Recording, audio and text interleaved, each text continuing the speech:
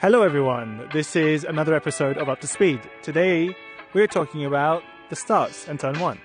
So I guess you can call this a double episode. You're lucky. So here we go, this is the start.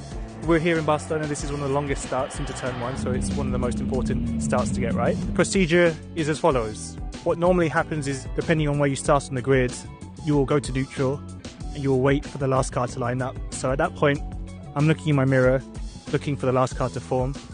Once I see that last car stop is normally when I select first gear. The light sequence comes on, and it's all about reaction time and your clutch drop percentage. So just to explain, our clutches are... Oh, this is going to be so complicated. I'm not even going to go into it, it's that complicated. So when we start and we do our launch, 5 lights off, very immediately, depending on your start, you are in attack mode or a defense mode. If you have a good start, the focus is on trying to optimize your position. Look if you can get a slipstream from the car in front of you. And you are, for the most part, on the front foot. You are dictating where you want to be on the track. Obviously, there's no one behind you at threat, and so you can focus forwards.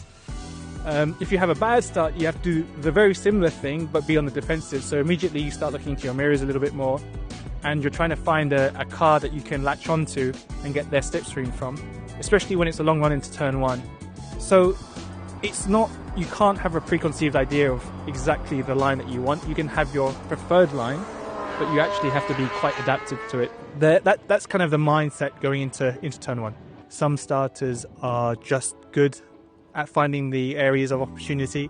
Fernando Alonso is a clear example of a guy who always starts well. He's always had a good start here, and I watch all of them. We'll go barreling into turn 1, and it's all about positioning. You kind of have to look at pockets of free air so that you can brake late. If you're braking early, generally it means someone else is going to overtake you into turn 1. And so there's a bit of jockeying for position. Sometimes the best line is on the inside, sometimes the best line is on the outside. As a team, we statistically make it known to the driver which is the predominantly favourable side, and then it's just feel. I think at that point we rely on our experience, we rely on our general perception of around us, mirrors, feelings around other cars, and that's my start. Pretty simple. I wouldn't say I'm the best starter on the grid, but I'm getting much better, and generally I've been fairly good at lap 1 so far this year. So that's my life, that's my story.